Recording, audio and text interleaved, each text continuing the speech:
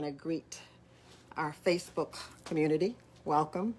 This is Jean Aaron, and I'm here at Interfaith Truth Center with my family on Sunday, October the 1st. No, it's October the 4th. Today's Sunday, October the 4th. It's our first Sunday, and we welcome you. I have my family here with me this morning, and we just opened up service, and we're going to move into to our message this morning, and wanted to just greet you. Welcome. I have a few announcements. I'll give you some information about Interfaith Truth Center. We're located at 4971, am I right? Austell Road in Austell, Georgia. We do have Sunday worship service here, morning service here at 11 o'clock every Sunday. And we are a full service metaphysical gift shop and gift store. We also nonprofit, by the way. We have some programming that we do here during the week. We have Monday night. We have Tai Chi, 7 o'clock. We have on Tuesday night. We have our discovery classes, and I think this month we are finishing up. We're getting ready to actually do some hypnosis classes, workshops. On Wednesday night we have meditation. We do a meditation service on Wednesday night. And on Thursday, we have the Conscious Creators Toolbox, but that's virtual. And we do that on our YouTube channel, the Conscious Creators YouTube channel, on Thursday night at 7. And on Friday night, we have our Spirit Share. Is it Spirit? I think it's called Spirit Share. Healing Share on Friday night. That's with light workers, Reiki practitioners, and other light workers that you can come in and be serviced and get some service there.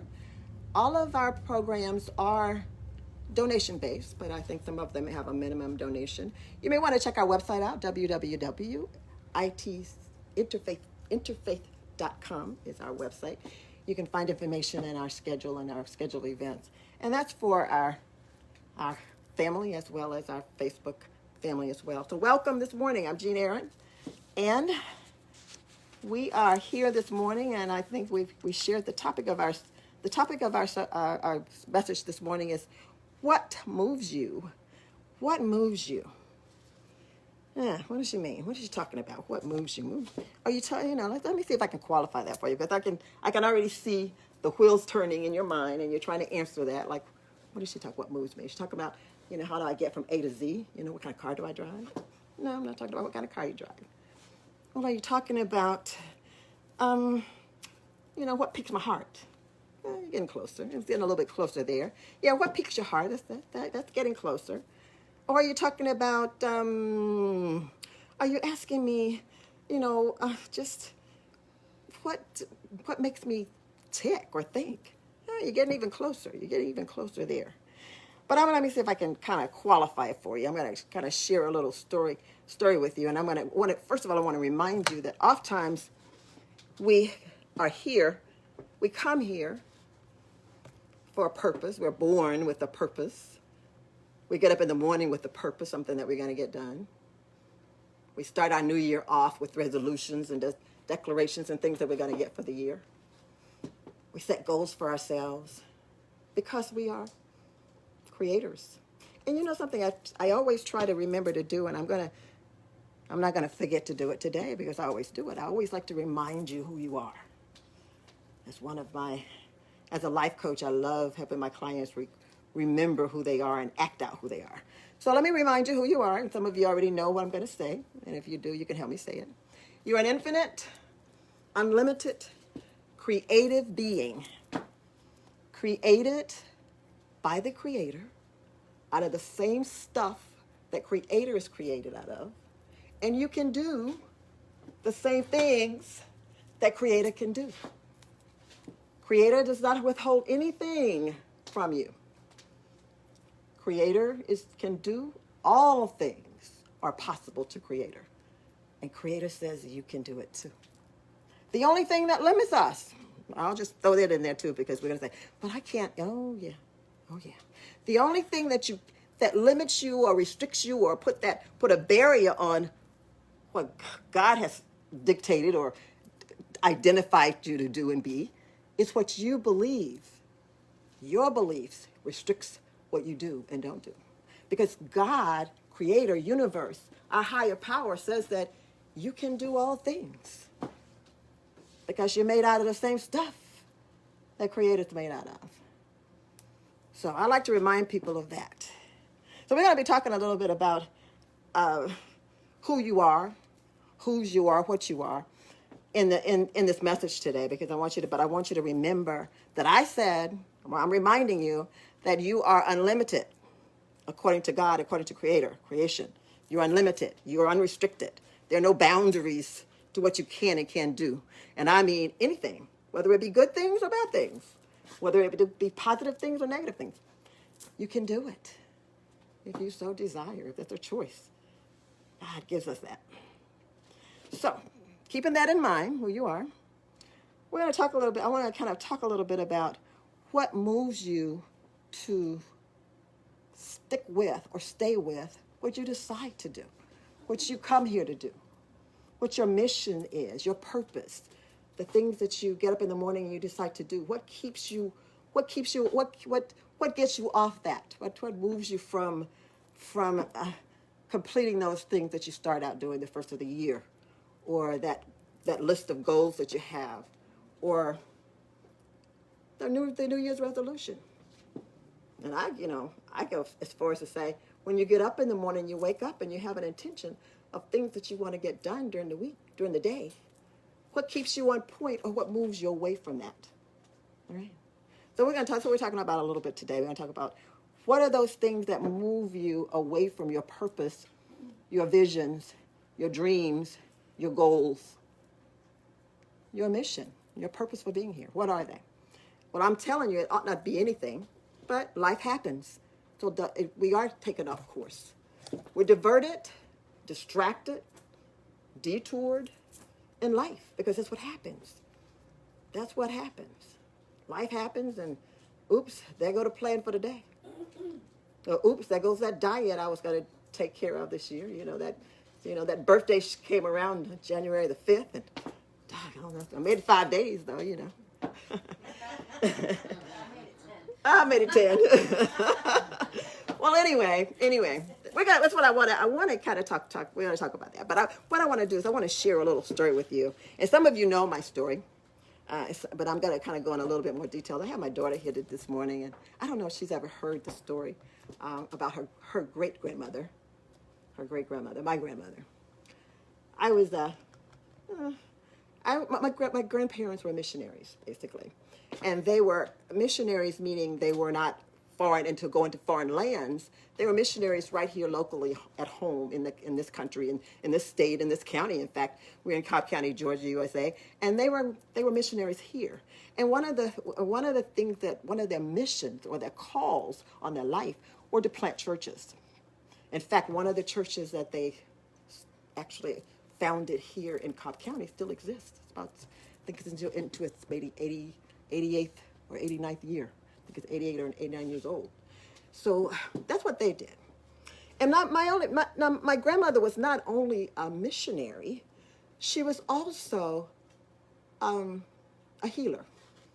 She was the lady, the little old lady that they would call in the middle of the night when the baby was breached, and they had to get somebody to help bring that baby up out of here into the world. So she was a midwife. She was also, back in those days, they called it a nanny mama. And a nanny mama was a nursemaid. So some mothers had these children or babies, and they weren't able to nurse them. She was a nurser. She nursed babies. You didn't know that, did you? She nursed babies. Yeah, she was a healer. She would get out of her bed in a lot of nights. I remember a lot of times she would get out of her bed and somebody knock on the door, and somebody's husband fell off something and broke his whatever, and she was called to help set those bones back in and do this or do that. Or somebody had a fever and it just wasn't going away.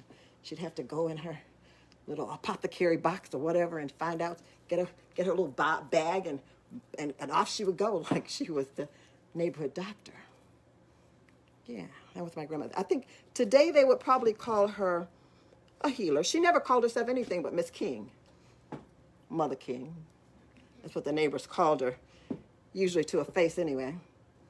But she was known as Mother King, Mama King, to her face as they call her. But she was not, she was a kind of a short, she wasn't as tall as I am, but she was a sturdy woman. She wasn't a cute little diva that was running around with her little nursing outfit on and her clogs that the nurses wear at the hospital. She looked like somebody's grandma with an apron on, a long dress. Sometimes she wore a bonnet, sometimes she wore her husband's hat. But that was my grandmother. Now, again, she wasn't just a missionary, and she wasn't just a healer and all those things that she did. She was our teacher. She was, and my mom and my grandfather, right? My parents were divorced, but my grandmother and my grandparents helped my mom raise us, and we lived with them for some time. And so she was our teacher. She was our teacher. There were 4 of us siblings, and she was our teacher, and she taught us absolutely everything that she knew about a relationship with God. Yeah, I was a Bible student. And she taught us how to, well, she had a church, she founded a church, so of course she had to have some classroom, teachers and musicians. So we did, some of us did that. We were musicians, and the itinerant pastor or preacher would come to church on Sunday or for the weekend to service the church. Then she already had a ready-made choir, because we would sing, and teachers, because we would do the Bible studies. So that's my background. But I want to talk about a little bit about her, because she is the person that taught me and my siblings about staying power, being on purpose, living your life on purpose, living your life with a mission, and staying with it, and not being deviated or lost or off track. A little bit more about my grandmother. Now I'm talking about the neighborhood now. Now, again, she wasn't the dainty type. She was sturdy. My grandfather was a farmer, and she canned all those goodies, and she out there, she was known to grab a hoe herself, and do a little digging and guide those mules too every now and again. So she was not a pushover by any means. But she was actually a very impressive woman, because right here in Cobb County, she was the first African American woman to own property in Smyrna, Georgia. She was. And she and her husband. And she donated a large portion of that to the church. She built a couple of homes and houses that would house the itinerant pastor when he would come, or people coming into the neighborhood and moving in and didn't have anywhere to stay. She would offer them, maybe a couple of months rent free until they could get on their feet. So she had houses that she did this for. Now, she did all these wonderful things to the neighborhood and to the neighbors. But the neighbors weren't too appreciative most of the time, and they would say, naughty and hateful and hurtful things about her. Okay, never to her face. It was just us kids that would hear it. And of course, kids hearing something hurtful and heartbreaking about your parents or somebody you love, it don't sit well with a child, right? So I would run and tell my grandma, I said, why do you do all these nice things for these people? You get out of your bed, you go take care of the kids, and you know what she said about you? And go on by it. Don't worry about it. Just don't even talk about it. I don't want to hear about it. But it would hurt me. It made me upset. So I'm gonna fight her battles for her. And I would I did not. I had a lot of animosity toward my neighbors. My grandmother loved the mess out of them, or as she would say, she loved the hell out of them. But not me and my brothers and sisters. We were like, They talk about my grandmother like that. They treat her like that. They don't have pay her. She got out of bed the other night because your husband got burnt and hurt and all that. And I heard you say such and such and such about her. And I would tell her, go on, girl. I don't want to hear that. I don't want to hear it. I don't do it for them. They're not who I answer to. As a child, I was like, that went right over my head. Right over my head. What do you mean they don't answer to it? They didn't pay you. They're talking about you. They're calling you witches. They're calling you root workers. They're giving you all these nasty names and nasty connotations. What do you mean? And you're still going to get up and you're going to, I was just hurtful for her. And I got elaborated with my grandmother, too, to be truthful about it. I was a little bit not too, feeling, why you do this? I mean, I began to think that maybe she ain't too smart. Why she let these people do this to her? So I grew up with kind of this mixed feeling about serving our community and watching her. But then as I grew older and I watched her and I remember and recall how she would act and react to situations, I finally got it. I got it. And not probably, I'm going to say as recent as maybe 5-10 years ago that I really understood it. And then, I'm still healing because I still get a little aggravated sometimes when I go back to the neighborhood and I see certain people, because I see and I can still hear some of the things that they would say, or, so I would kind of, I'm still healing. I'm still working on that. But I say that, I shared that story to say this, is that when I would ask her, why she would do it, of course, she would remind me that I don't do it for them. It's not about them. It's about who I serve. I was called to do this. This is why I'm here to do this. I have the know-how, the understanding of how to get certain roots and certain herbs and plants put together and make a salve for somebody if they're burned. And God gave me the gift of helping, turn a baby around in a womb and bring it out. So she could do all these things, and it was a gift to the community. I think you would call those people today a shaman or spiritual healer or something like that, is what you call them today. But in her day, she was Miss King, Mother King. Miss King, some people called her Miss King. So that's what she was, and she did it not because of anything that they did to deserve it or not deserve it. She did it because it's what she was called to do. Now, by the stretch of my imagination, I can stretch it from here to there. She was like a bag of potato chips and a peanut butter sandwich all rolled together. But she did not have an easy life. She had stuff happening in her life all the time. Now, not so good things, Things like she lost a son in a crazy accident where he was on his job and he was burned over 90% of his body. And he, died before she could get to him, of course. So she had some hardships. And I would think, that they would cause her to waver a little bit and maybe put all that help it on the side. But if somebody had came to her house, during the time or immediately after she was mourning the death of her son, she would leave her bed and she would still go and do what she had to do. She was still seen on Sunday morning, opening that doors of the church and making sure that the pastor had a pitcher of ice cold water sitting at the pulpit for her. She didn't skip a beat. Life happened. She didn't skip a beat. She would have hardships, like she lost my grandfather passed. She mourned him. But the doors of the church were open on Sunday. If somebody came in with a broken bone, she was up out of that bed and she was over there to help and take care of them. People showed up in the neighborhood without anything. She would come on in, honey, and she had a little little shed in the back that housed all kind of household goods and clothing and everything. She'd take them back there. They were going shopping and they would walk out with bags of goodies and things. And she just buried her husband or her son, maybe the week before. But she didn't stop. It didn't stop. It didn't move her away from her purpose and her mission and her vision. She still had to do what she had to do, what she was called to do. And I think about that. I thought about that probably all week. I was thinking about her all week.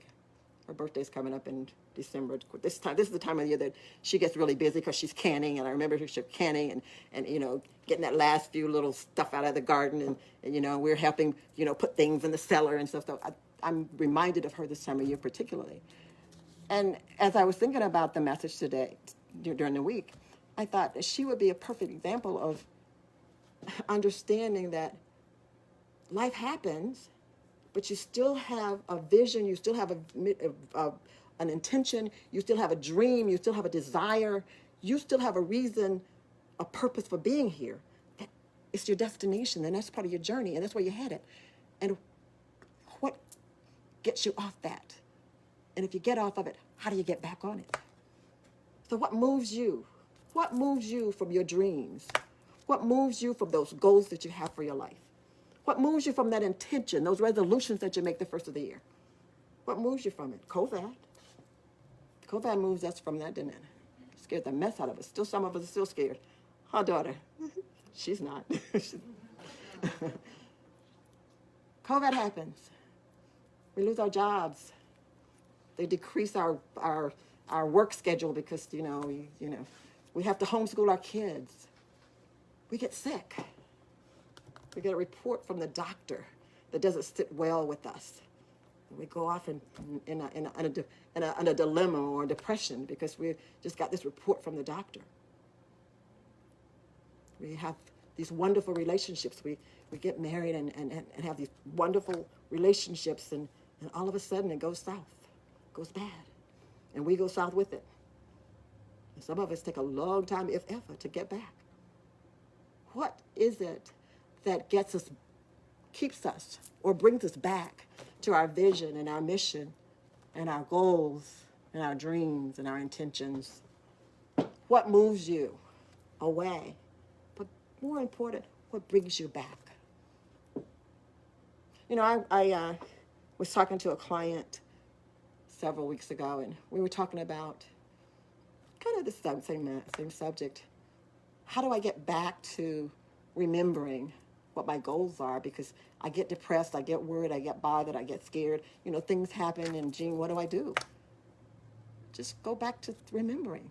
Remember, what was your dream? Where were you headed before all of this happened? Before COVID started? Before COVID started in February or March or whenever it started, what were you doing? Where were you going for the year? Have you found your way back to that pathway?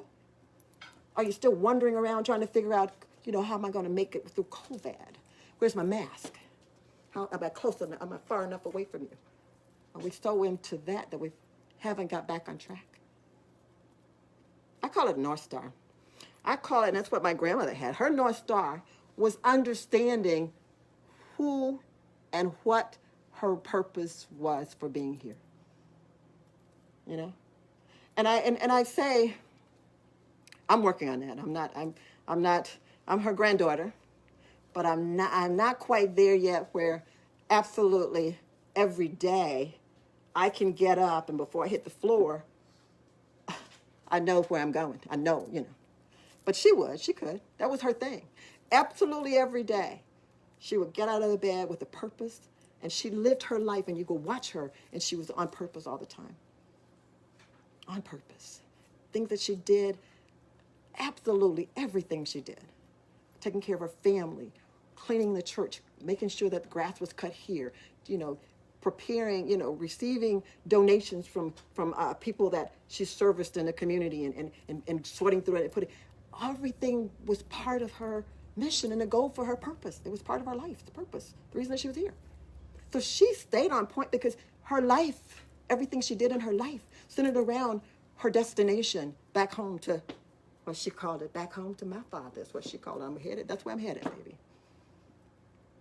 So I'm going to employ you. I'm going to ask you. I'm going to kind of give this to you. This is a suggestion. I'm not trying to tell nobody what to do or how to run it. But I will tell my daughter. You hear me, girl? Listen. Before you get out of bed in the morning, before your feet hit the floor, let me just suggest to you, remind yourself what your intentions are, where you're headed. What am I going? What is my purpose? Am I go? What is it that I dream? What's my dream? So when you hit that floor, you know where you're going. You know what's on your plate, on your mind for that day. Not that something gonna come and knock it off and divert your attention. That's what life is supposed to do. Keep us alert, That's cool. That's all right. But if you are like my grandmother, who I would often see moaning, singing those old hymns, back in the day, she was reminding herself of what she was all about, And I'm telling you, she was not this Iron Lady, because I can promise you a lot of nights I would lay in my bed and I would hear her crying and I would hear her moaning. So it wasn't that it didn't hit her. It's that she stayed so grounded and so rooted in what her purpose was. That it was hard. If you knocked her off, you may have knocked her off for a few minutes, long enough to mourn, long enough to bury my loved ones, but I'm back at it. We have to make our journey out. We either make it this life or we make it the next life or the next life, but we have to make our journey. And the destination to that journey, see the end of that the purpose, the reason that we're here. It is ain't no way to get out of it. You got to see it, so that you got to see that destination. Whatever your purpose was to be here, you got to realize it. You got to manifest it. And even all the dreams and intentions that you make for your life from year to year, hopefully you want to see them realized and you want to see them materialize. You want to manifest them. Life is going to happen. Corvette 20 is on the way, y'all. They tell me. You know, I was talking to a friend of mine yesterday. You know, Gina, I'm going to go to work tomorrow, and I know they're going to, on Monday, and I know they're going to, you know, lay half of us off because, you know, we just don't have enough work. I don't know what I'm going to do. You know, so things are going to happen. You're going to get sick. It's going to, you know, it just happens. You're going to sneeze a few times or get a cold or whatever. It's going to knock you off your schedule, but it's not going to knock you off your route. All right? I like that. It's kind of good. It might knock you off your schedule. You might not get it done today like you wanted to, but you're not going to kick it to the curb and say, oh, well, enough of that. I'm not going to do that. No. You're going to bring it back. You're going to moan and groan over it during the night. You're going to wake up that next morning. You're going to open your eyes and you're going to say, all right, this, and this. That's my intention. That's my dream. That's what I hope to get done. And you're going to hit the floor.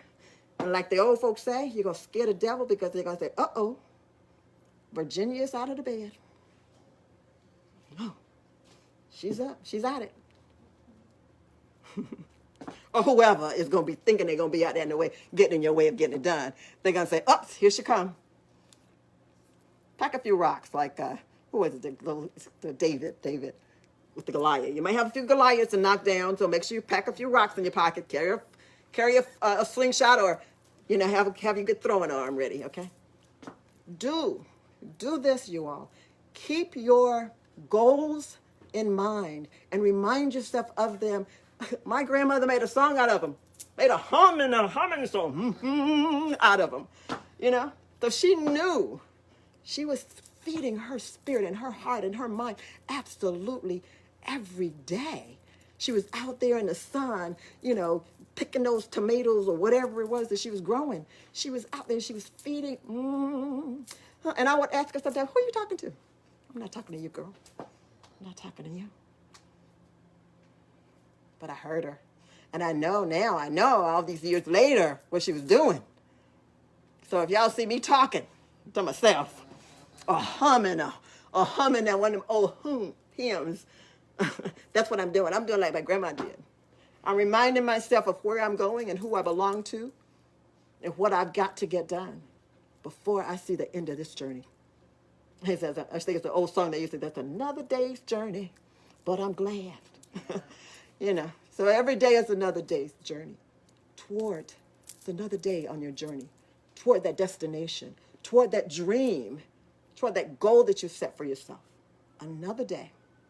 And every day you want to get closer to it. If you get diverted, if you get sidetracked, if you get knocked off a little bit, just hum it to yourself. And get back in the swing, guys, and get back on track and make those dreams come true. Create. That's what you do. You are a creator. You're co-creating with the universe, with God, with each other. Manifest. Make it happen. And I was laughing, and somebody was telling me that, you know, what's a surprise? You know, what's a surprise? You know, a surprise is something that you said you were going to do probably umpteen days or years ago. You forgot about. The universe heard it. You must have had some serious intentions about it because the universe decided, okay, all right, maybe now's the time to give it to her or him. All right? But I promise you, it didn't happen out of nowhere. It happened out of somewhere in you that you called it out into the universe and you finally walked up into it. Surprises, surprise, surprise. Just remember, be like those old folk back in the day. Hum it if you need to. Make a song out of it. Just get it done. Find your North Star. Find your North Star. Keep your North Star. And use it absolutely every time you use it. It gets brighter and brighter and brighter. So if you get knocked off track or detoured, all you need to do is look up because the light will start shining and you can start following. You can get back on it and start following and get there. I'm done. I can't tell you no more. I can't say no more. I'll be repeating myself if I go on. So I want you to know that I love you. I appreciate you being with me and joining me this morning. And I hope that each one of you find a North Star, tuck it away in your heart, make a song out of it, and use it every day, because every time you use it, you polish it, and it becomes a star. It shines bright. So when COVID comes, look up. There's your star. Keep it moving. I love you guys. God bless you. And manifest best and on purpose. Thank you. And I'm saying thank you to you guys too. Have a nice afternoon.